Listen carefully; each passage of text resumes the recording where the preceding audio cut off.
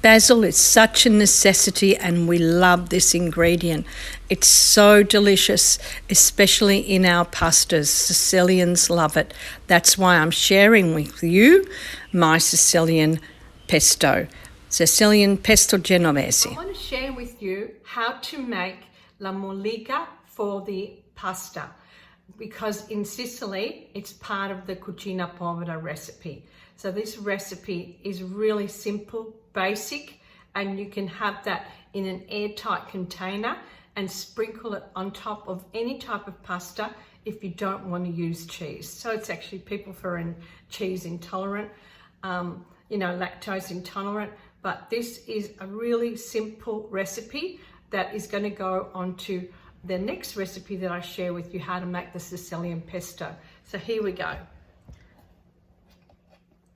We're going to have some breadcrumbs. Have you got old bread? You can use old bread. I've got some panko breadcrumbs. Yeah, I'll put that easier so you can see a little bit more better. Flatten it onto greaseproof paper and sprinkle a little bit of olive oil, and then you just amalgamate the oil,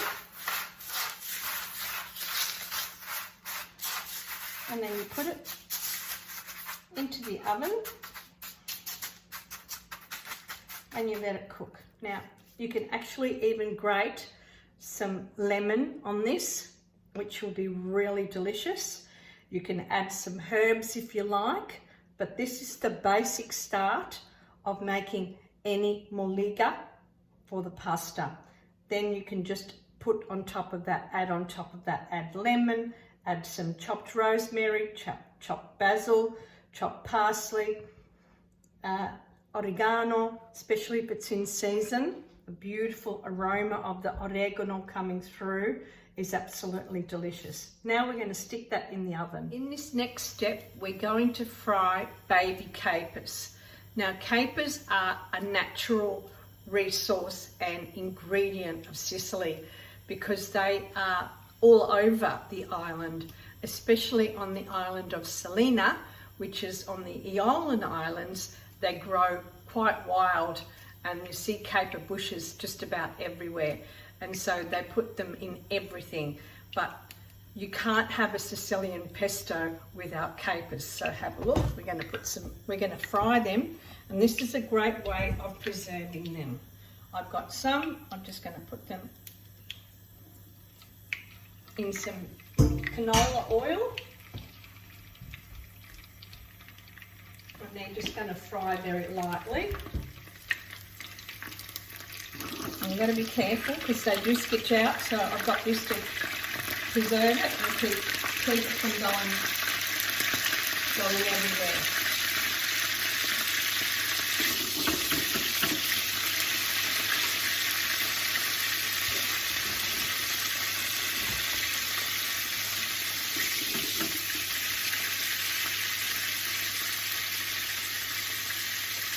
So we don't really want to burn them, we just want to fry them to release the beautiful flavours and essence of the caper berry itself.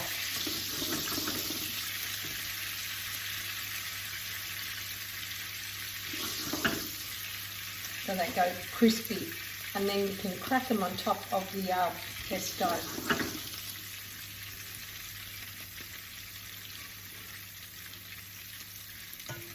Beautiful. I'm just going to check. That's perfect for me because I don't want them too dry. So I'm going to turn that off. Take that off.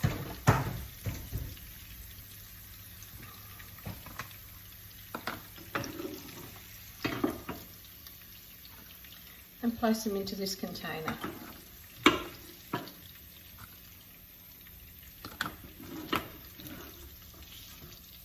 And you can keep the oil and you can fry other things with it. You've got the beautiful flavour of the capers coming through the oil. So that'd be really nice for a pasta.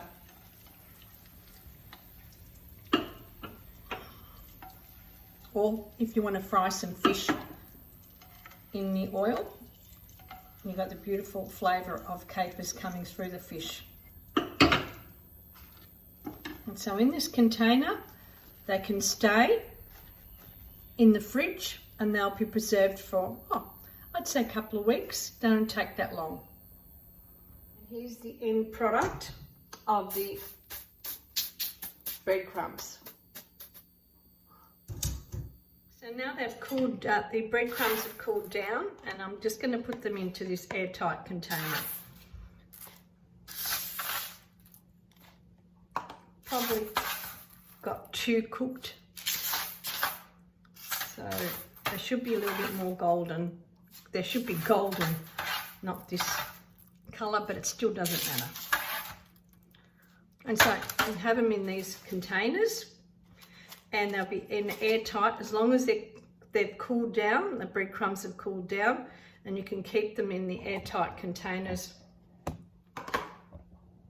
You can keep them in the airtight containers for about a week, just tossing them around and then putting them on top of any kind of pasta you want to use instead of using cheese. When making Sicilian pesto, we use Pecorino, which is the Sicilian cheese. It is a real flavoursome, it's got a little bit of an edge, a sharp little edge of it, a really nice taste, and it's matured. So it's made out of sheep milk, because that's why it's called Pecorino. Pecora, short for pecora, which means sheep. We're just going to grate some of this before we start making the Sicilian pesto.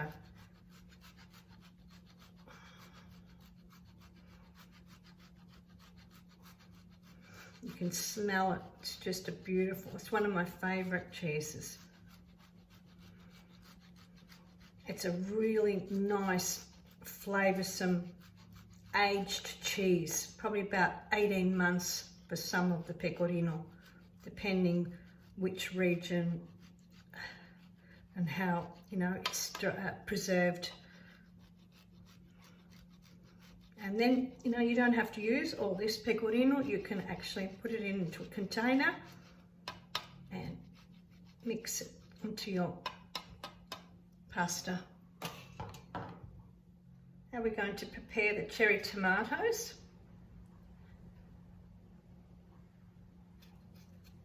So cherry tomatoes, they go into the Sicilian pesto. Now in Sicily, they use the cherry tomatoes, which are called Pecorino. They're exactly equivalent to the cherry tomatoes here in Australia. I've just used different colours. I'm just going to slice them in half before I put them through the food processor. And the skin is really, really good. Very rich in vitamin C and great antioxidants.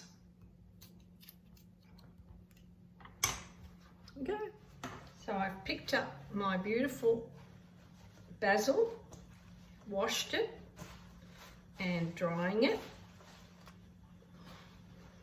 with some paper towels. I'll show you down here.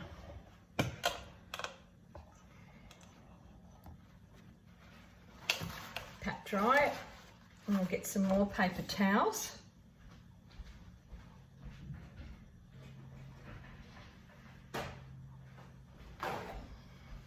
Or you can do it with some old tea towels like I did it the first time. It's up to you. Whatever works and whatever's easy.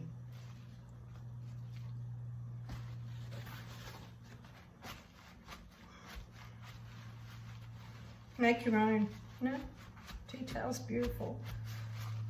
Paper cloths, paper towels, even better.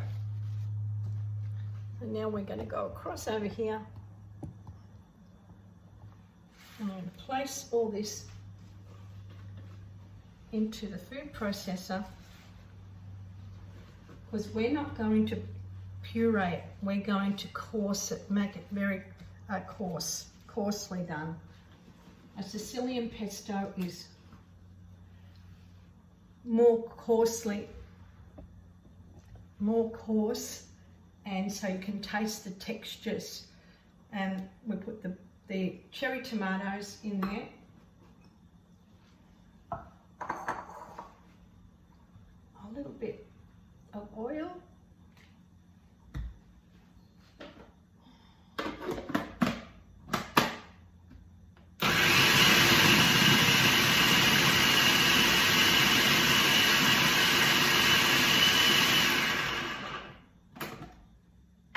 So in with the Sicilian pesto, we use almonds.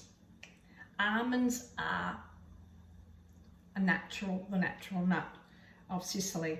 There's over 200 different types of almonds in Sicily.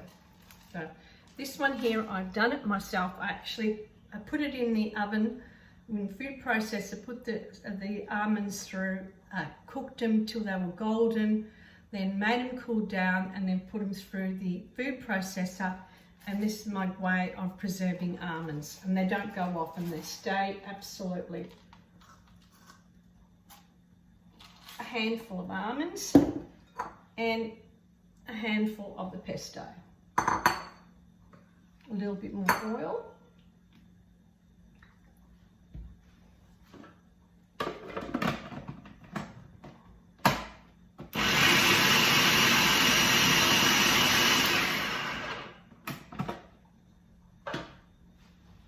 So the Sicilian pesto is got to be a little bit more ready than the normal green pesto. So I've decided to put a little bit of chopped tomatoes through this, just to give it some body. That's what it needs. About half a cup. And the piece de resistance, half a teaspoon of the confit garlic.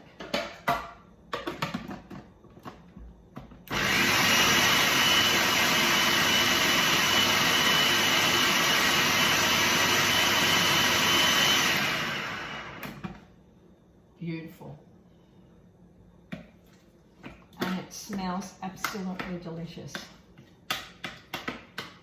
The smells, the smell of summer, the smell of tomatoes, the smell of basil, the smell of the garlic, all of it coming through is absolutely delicious. So I'm going to have a taste. Needs a little bit of salt and pepper.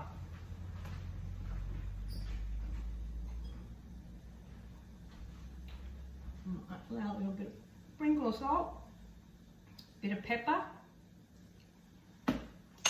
and a little bit more olive oil. This is a sauce. You don't need to cook this. This is the way it's eaten in summer in Sicily. Now, to some people, this pesto could be called pesto genovese. If I'm not 100% sure about the Genovese, it was in the Liguria section where they brought the almonds from, up in the upper top part of Sicily, just in the 1800s. Don't quote me wrong. That's the way it is. So now we're going to transfer it and put it into a container, and we're going to cook the spaghetti that goes with this. And then I'm going to show you how to top it up. Now we're cooking up the pasta to go with our Sicilian pesto genovese. It's cooking up nicely here. Look at that, it's ready. Have a look at that. Beautiful. I'm going to transfer it, and this is my favourite pasta, the Di Cecco brand. It is wonderful pasta. It comes from Italy. It's not Sicilian, it's Italian, but its consistency, and it stays al dente, and you can actually reheat it, fry it the next day, and it doesn't go, you know, some of it blows up and it goes twice the size. This is absolutely a wonderful brand to have in your pantry. Now this is the best time when all the ingredients come together.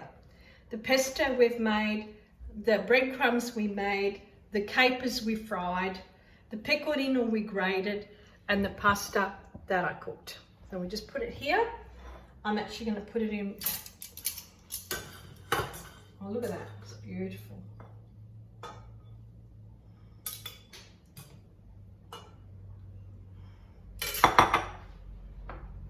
There's a pesto genovese. Have a look, a nice coarsely cut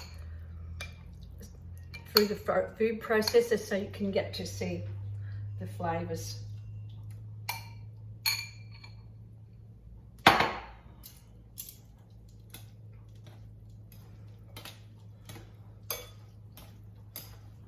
Oh, it smells delicious.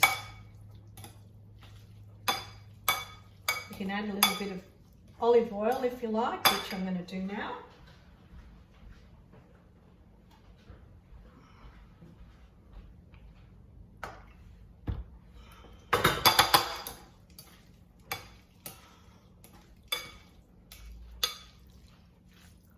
Have a look at that. The beautiful Sicilian pesto.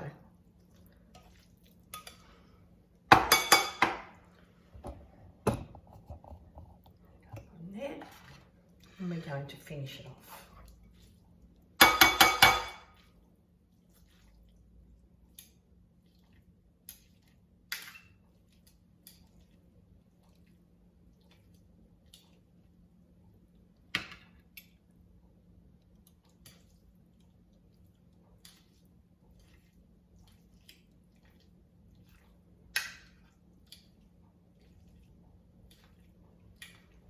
Smell that beautiful basil coming through.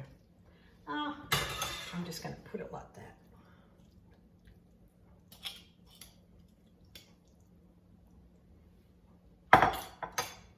Okay.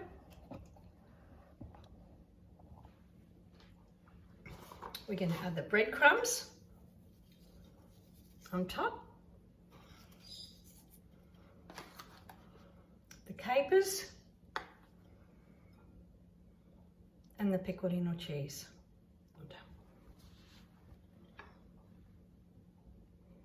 And here is your Sicilian pesto. A total different way of making the pesto that you can normally do. But this is the way that I make the Sicilian pesto. A totally different way, but with the flavours of Sicily on the plate. And wherever you are in the world, you get to taste it. So now we're going to sit down and eat the Sicilian pesto. Have a look at this. Buon appetito. Now, a lot of Italians don't eat with a spoon.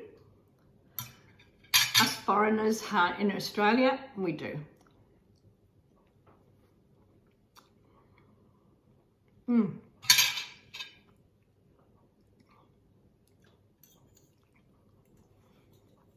You've got the almonds coming through because it's all cold. You've got the almonds coming through, the basil, the garlic, the capers, and the breadcrumbs.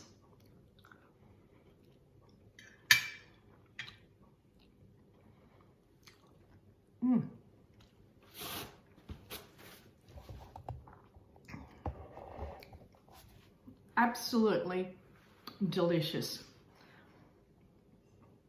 It's a meal that's eaten through the summer because of the tomatoes, how they're grown, and the basil. And it's something that is eaten as a cold sauce. That's why it's a delicious sauce, and you can keep it in the fridge and just wake up pasta and make it up. It's a simple, delicious recipe, but a part of the cucina povera recipe of Sicily that I wanted to share with you.